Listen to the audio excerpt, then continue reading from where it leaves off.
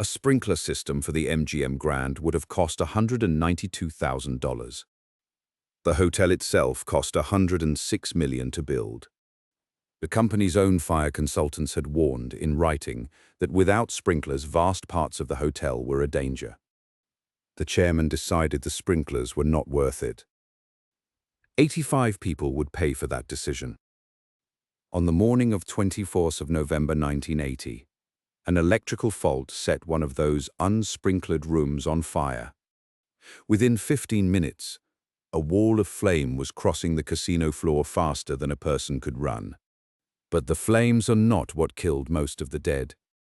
They died in the tower, hundreds of feet above the fire, in rooms they thought were safe, killed by smoke that climbed through gaps the building was never meant to have. This is the story of a disaster costed out in advance and rejected as too expensive. It is also the story of what came after. A hotel caught with almost no insurance, a legal gamble worth tens of millions, and a fire that finally forced America to put sprinklers in its hotels. To understand how a brand new luxury hotel could open without sprinklers, you have to understand a single line in the building code. When the MGM Grand was designed in the early 1970s, Clark County's code required sprinklers in public areas, with one exception. Spaces that were expected to be occupied 24 hours a day did not need them. The logic was that if someone was always present, they would spot a small fire and put it out with an extinguisher before it could spread. On paper, it sounded reasonable. It was a contractor who first pointed the exemption out to the fire marshal's office. Once it was raised, the county's building official, John Pisciotta, ruled that most of the enormous hotel and casino did not legally need sprinklers at all. The fire department disagreed, but in Nevada, the fire department had no power to enforce the building code. That authority belonged entirely to the building office. The people who understood fire best had no vote. The county fire marshal, Carl Lowe, had recommended full sprinklers to the builders of every major hotel on the Strip. He was overruled every time. With the builders, he said later, all they saw were dollar signs. So the MGM Grand opened as one of the largest hotels in the world, with a casino the size of a football field and a 26-story tower above it, and almost none of it sprinklered. By 1979, the county had rewritten its code to require sprinklers and smoke detectors in new hotels. But the MGM Grand, built in 1973, was already standing. It was grandfathered out. There were warnings after it opened too. Inspectors kept finding fire safety violations. 5 months before the fire, only 1 in 5 of the problems they had flagged had actually been fixed. And there was the exemption itself, waiting quietly in the paperwork. The whole argument for leaving those rooms unsprinkled rested on one assumption, that they would always be occupied, always watched. The room where the fire would start was a delicatessen on the casino floor. It was not a 24-hour restaurant. It closed at 1 in the morning and opened at 8. At the moment the fire took hold, just after 7 a.m., it was dark and it was empty. Friday, 21 of November 1980, began like any other night bleeding into morning in Las Vegas. The casino never closed. Upstairs, in a tower of roughly 2,000 rooms, some 5,000 guests were asleep. Down on the casino level, inside the shuttered deli, a fault in the electrical wiring had been quietly heating the inside of a wall.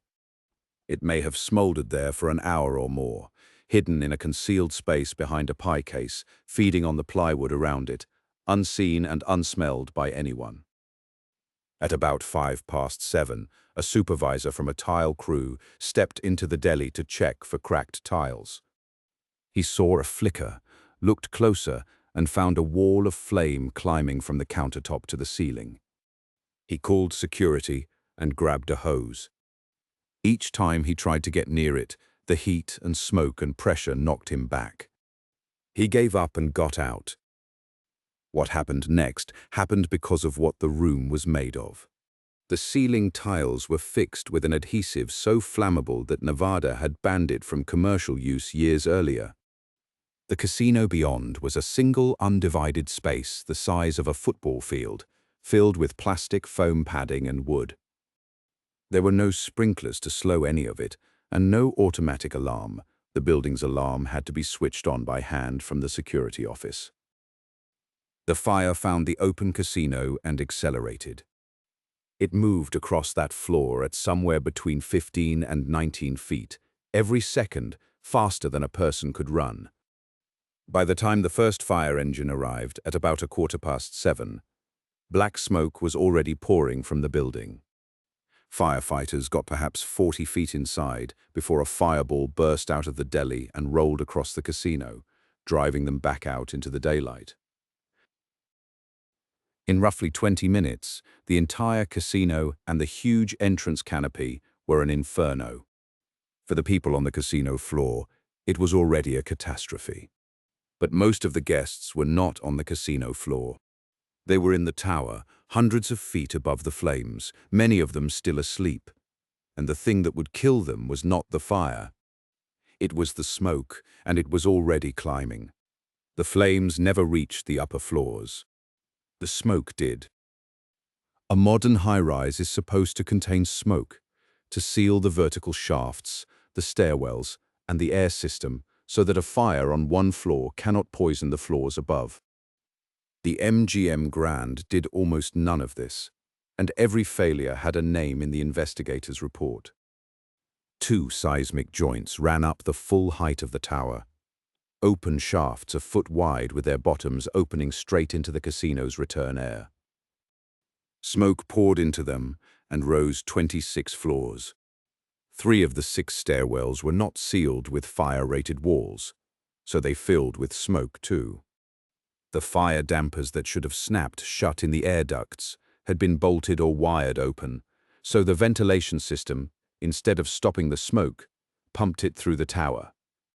Even the individual fan units in the guest rooms drew air from the corridors, so once a hallway filled with smoke, the room's own fan breathed it inside. The result was that guests hundreds of feet above a fire they could not see began to die in their rooms and hallways. Most of the 85 who died were in the tower, on the higher floors, between the 20th and 25th.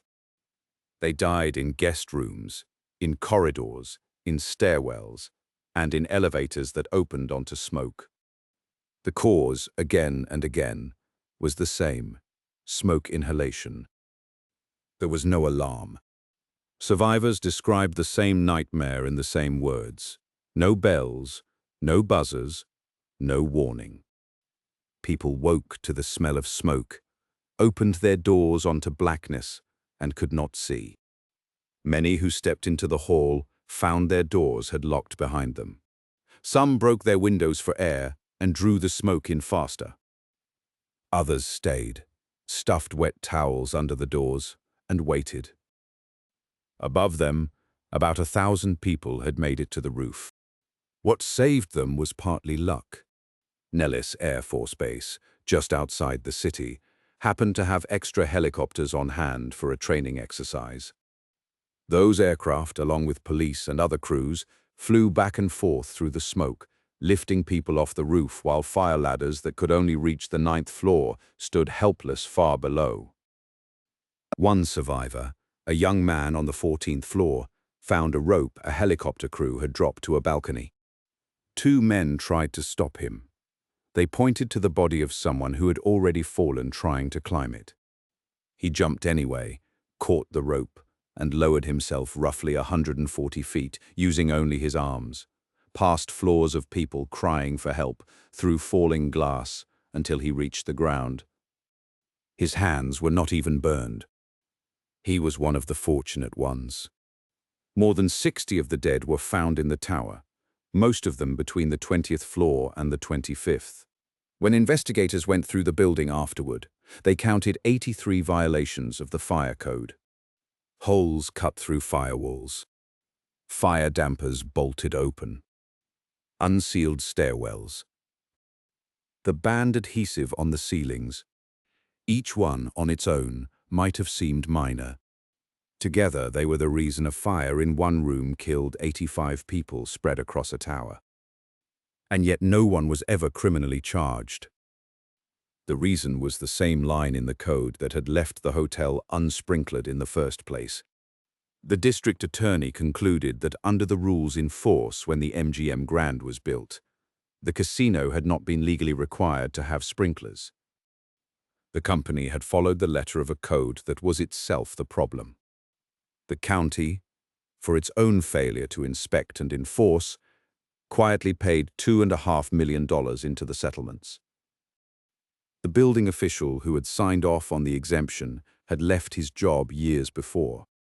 When asked once about the danger, he had said that he did not enforce suggestions, only the code.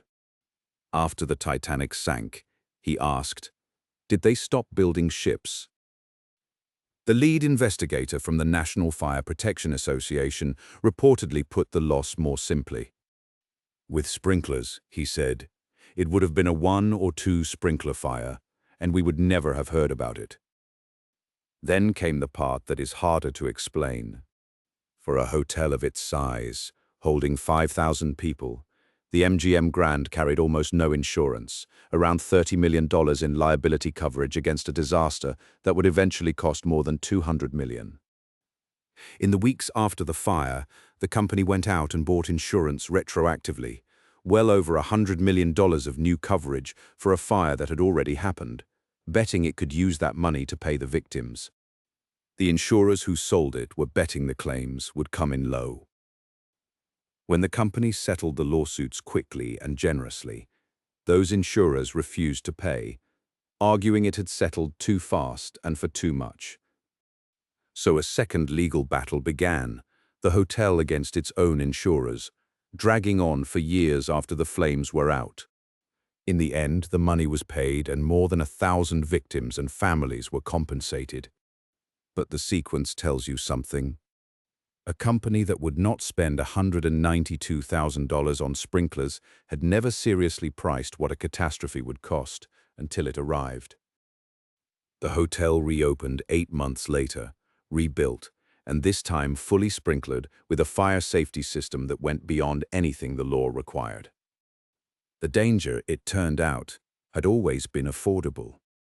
It had simply not been paid for in advance. If the MGM Grand fire alone had not been enough to change the law, what happened next removed any doubt.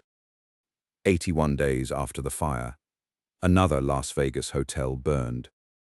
At the Las Vegas Hilton, in February 1981, a fire set in a stairwell killed 8 people. 2 catastrophic hotel fires in the same city in under 3 months made the argument impossible to ignore. Nevada acted fast, and it acted hard. Within months, the state rewrote its fire code into some of the strictest in the country. Every hotel taller than 55 feet, every existing tower, not just new ones, was ordered to retrofit a full sprinkler system. New buildings of 3 stories or more had to be sprinklered from the start. Smoke detectors and exit maps became mandatory in guest rooms. The exemption that had doomed the MGM Grand was gone. The change spread beyond Nevada, but slowly. It took a second disaster, the DuPont Plaza Hotel fire in Puerto Rico in 1986, which killed nearly 100 people in another unsprinkled tower, before the country acted as a whole. In 1990, Congress passed the Hotel and Motel Fire Safety Act. It required smoke detectors in every guest room and sprinklers in hotels more than 3 stories tall. And it found a way to enforce this on an industry that crossed every state line. Federal employees, traveling on government business, could only be reimbursed for staying in hotels that complied. Overnight, fire safety became a condition of doing business. This is the pattern this channel keeps returning to. Safety rules are rarely born from imagination. They are written in blood, usually after somebody worked out the danger in advance and was ignored. At the MGM Grand, The danger had not just been foreseen. It had been measured, priced, and put in writing before the building was even finished. $192,000 against $106 million. The company said no. 85 people paid the difference. Thank you for watching. I will see you in the next episode.